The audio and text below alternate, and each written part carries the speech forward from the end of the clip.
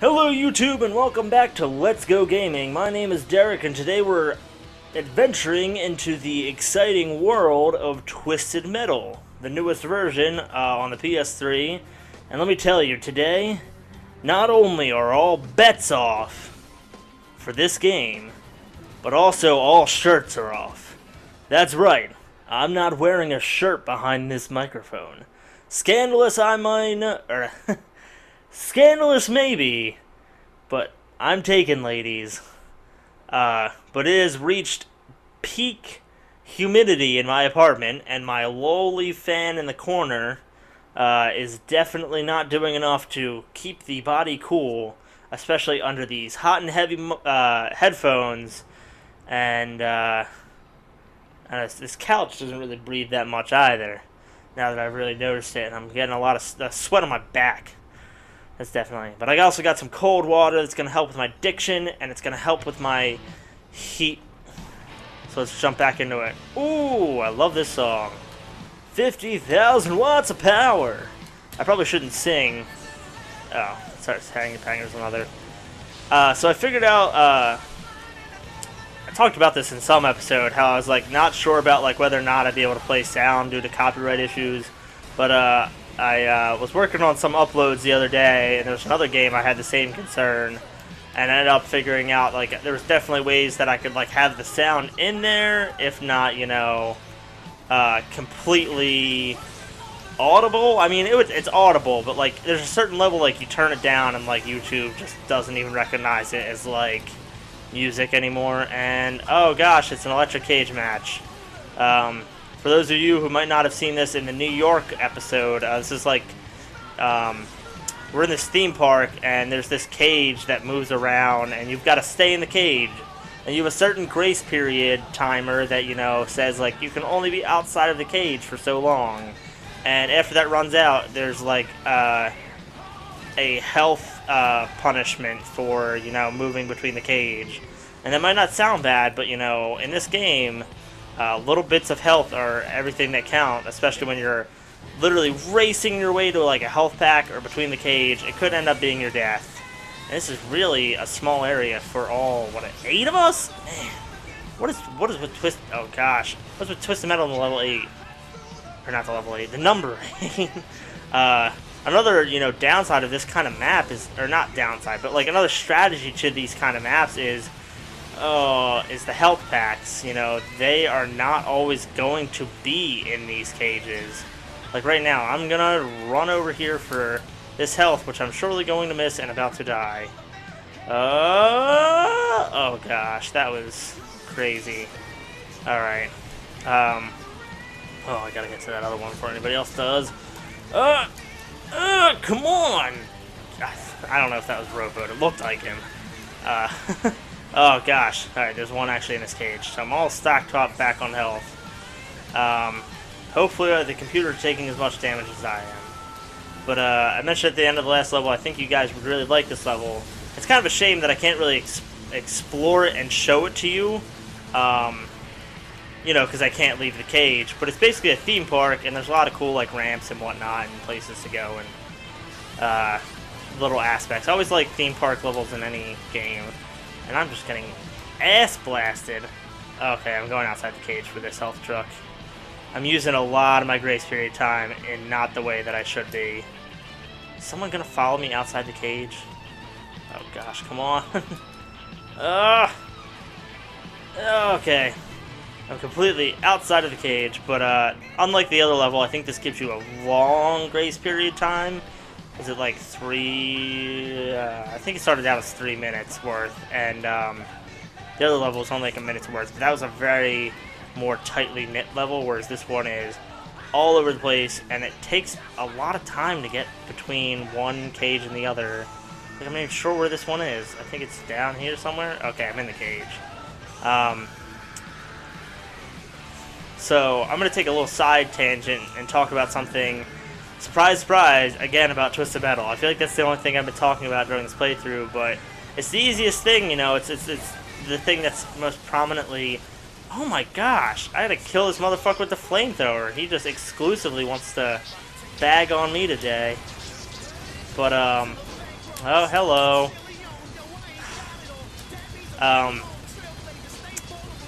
For those of you who may not known, there was a big gap between Twisted Metal Black and this Twisted Metal. Twisted Metal Black was, the game before this one, and that was because there was like this whole. Some say it's a myth, some say it's fact that like the developers who were working on the game that was supposed to come after Twisted Metal Black, died in a plane crash, and they kind of canceled the game because of that. And they didn't really have any official games for a long time because they didn't want to, continue the legacy. And but they came out with something. They released like the 3 concept levels they had worked on. Oh god, where's the cage?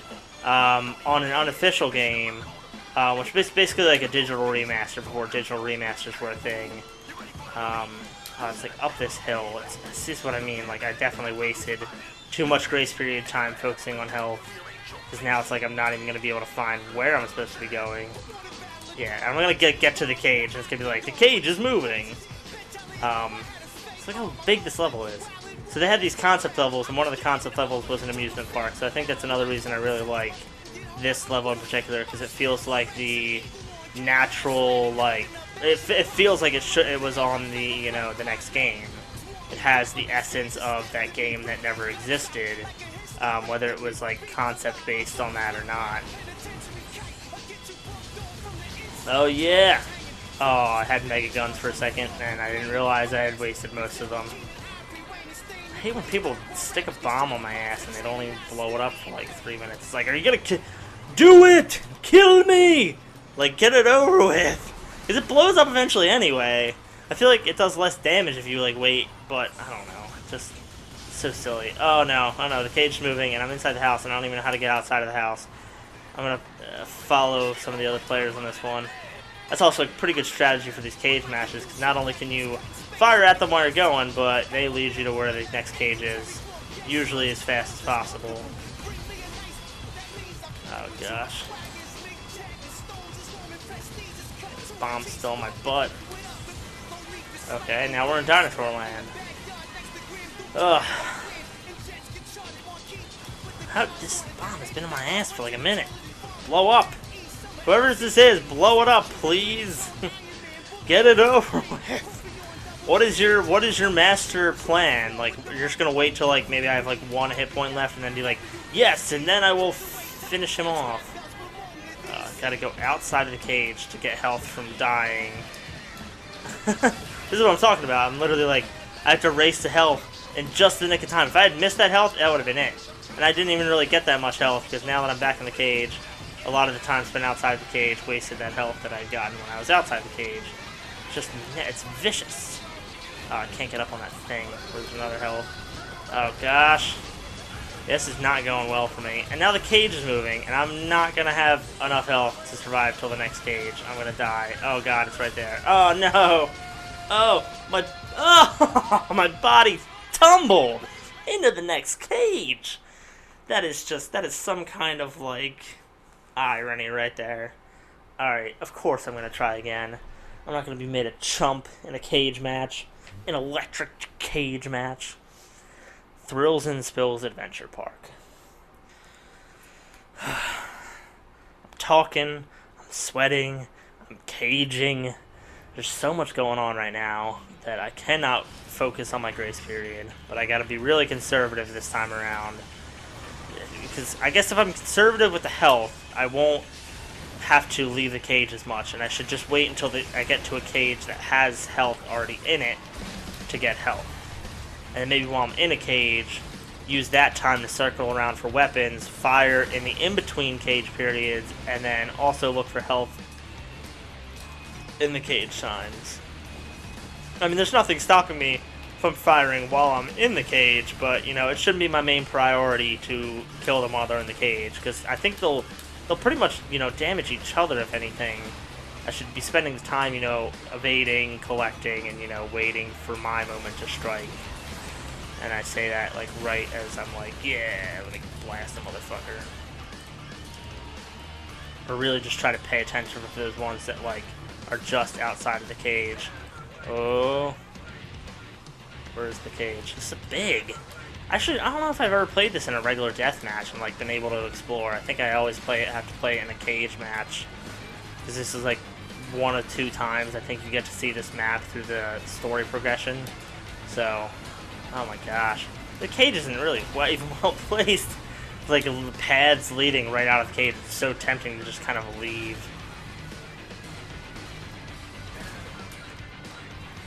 Okay, I still haven't figured out that sniper either. There's just no time to figure things out. It's all like, I'm running around, I'm firing, I know what some of the basic weapons do, but I'm sure there's a lot more to like some of the weapons I'm just not even learning about. There's not really, I mean, there's free play, but free play is basically this.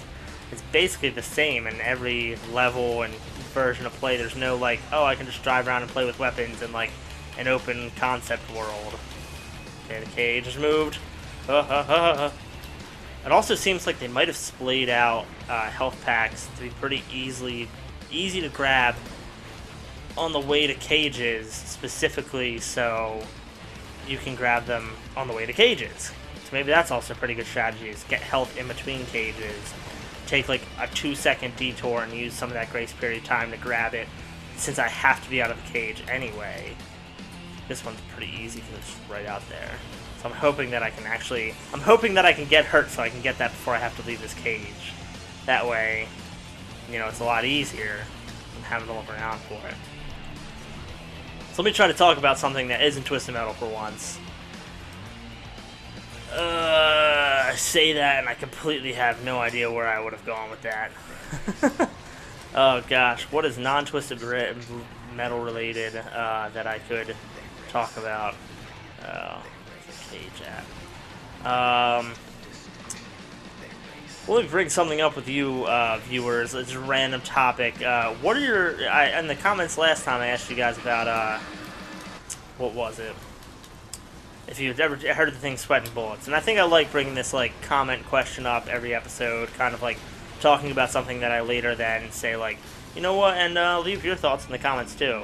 So I recently had, like, I'm not going to get into detail, but I had some kind of, like, little bit of a health scare where like there was something like not very serious happening to me, and I wasn't exactly sure how to go about it, because the unsure part was I wasn't sure like if I was just like kind of being, you know, if I was over exaggerating or if I was under exaggerating, you know, if I didn't have a good gauge on whether or not you know, something was actually serious, or whether or not it was just like me being sick, and you know, if bringing it up and like asking like for a doctor, or going to a doctor, you know, to get the solution, you know, would have actually been like pretty justified.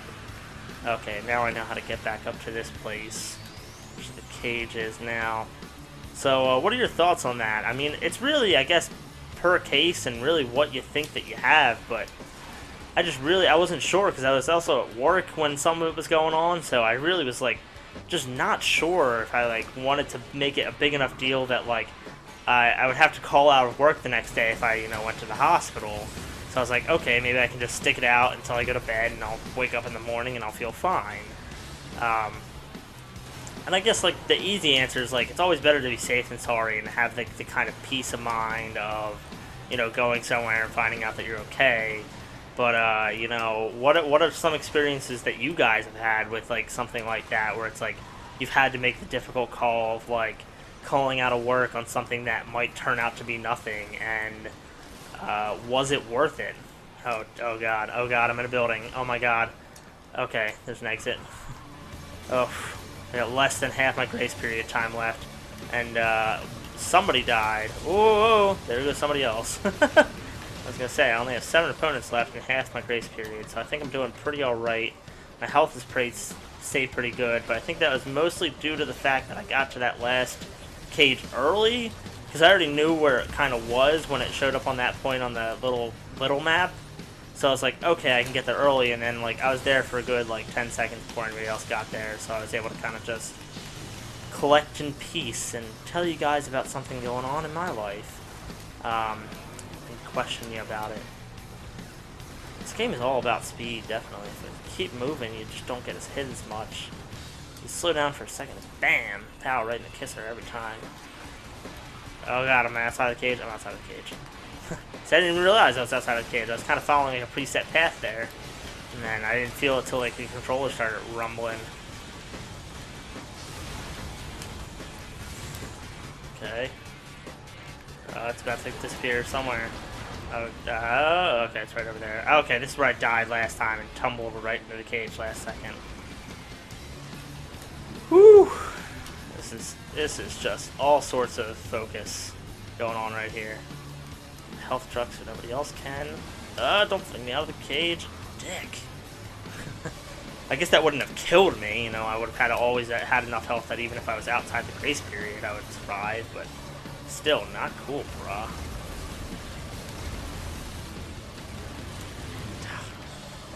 Just trying to sit for a few seconds, blast some mofos. Using my mega bullets.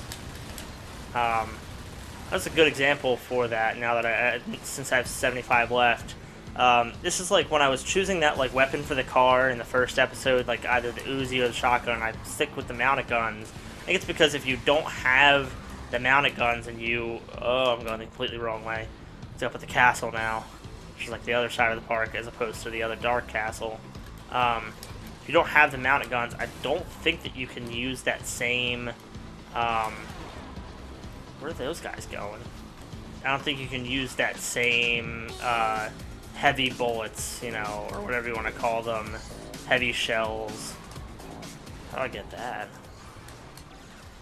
So that's one of the reasons I think I always stick with the mounted guns, even though the other ones definitely have better base stats. Because when you pick that up, oh man, you can really tear through some people pretty quickly. Speaking of tearing through people. Oh! So I'm definitely getting... Oh, that's how I get it, but I missed it. Not that I even need it. Right? I didn't miss it, and I just had enough health that it was like, boy, you don't need that. See, it's not... You can't... As in many games, you can't really pick up, like, the health unless you need them, because that's kind of like a dick move. Although I'm sure there are games where it gives you that option, and you can just be an asshole about it. Be like, you know, I need health, but you don't really need health, you just don't want other people to have it. I'm out of my grace period, but I've got good health. I'm racing to the cage. Where is it? It's so far away! But other people get affected by this too, so I'm pretty sure the other computers are running out of their cage period time. So maybe some of them might die on the way over. You might literally see the number like go down because they didn't have enough grace period and they didn't have enough health either. So like I'm the first one over to this cage. Oh, and I'm just gonna fire at them as they come in. Welcome home, boys.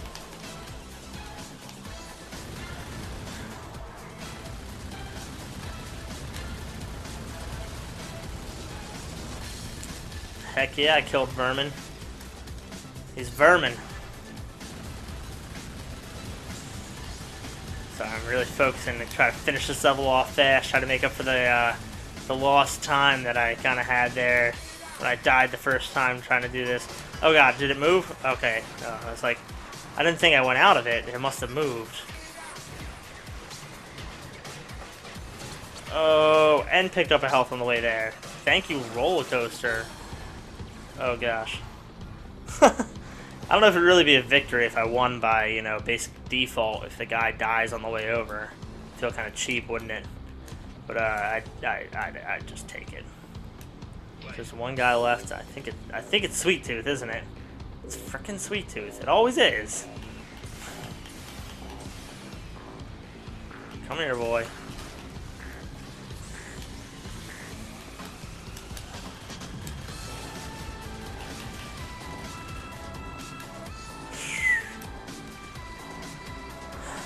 Alright, that's not really gonna, I redacted my question earlier about the comments. I thought of a way better one while I've been sitting here, just kind of focusing on the game.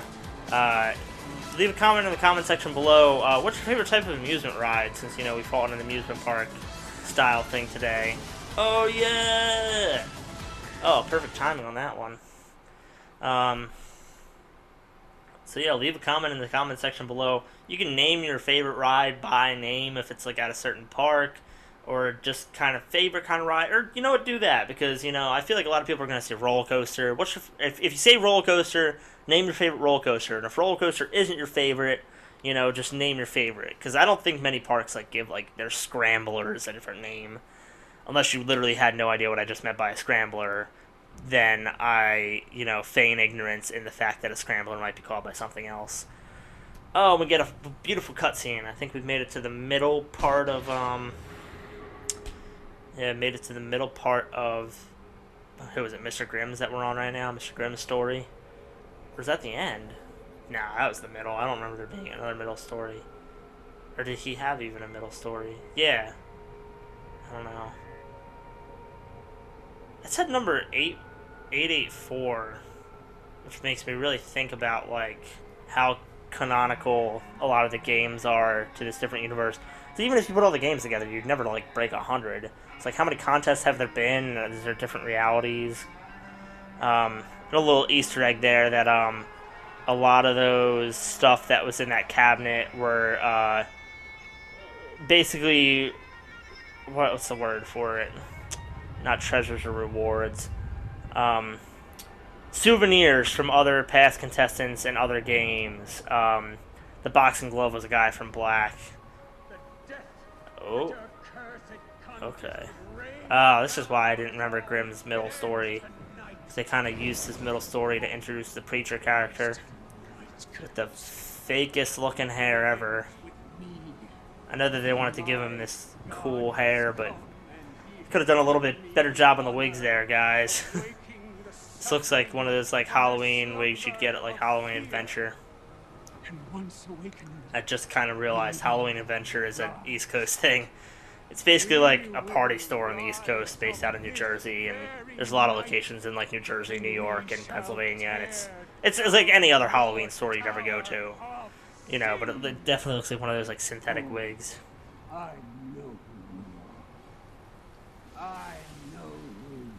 This guy's supposed to like, he's supposed to be against Calypso, and he thinks that Calypso's the devil, but like, if you know what you know about this guy from playing the other games, and even from this game, like, this guy is just as evil and weird and satanic and not okay as Calypso, even if he is the devil. Which he's not, he just has, devil powers.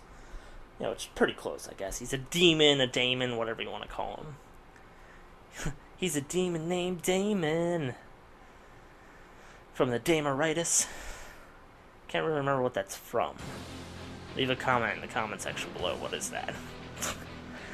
It's gonna be like 10 different comment threads of like people like commenting things and then not understanding if the other comment is meant for the ride or for the hospital thing or for the Damoritis. Oh, it's from the Scooby-Doo movie, the Damoritis. The first Scooby-Doo live-action movie. Alright, don't leave a comment for that anymore.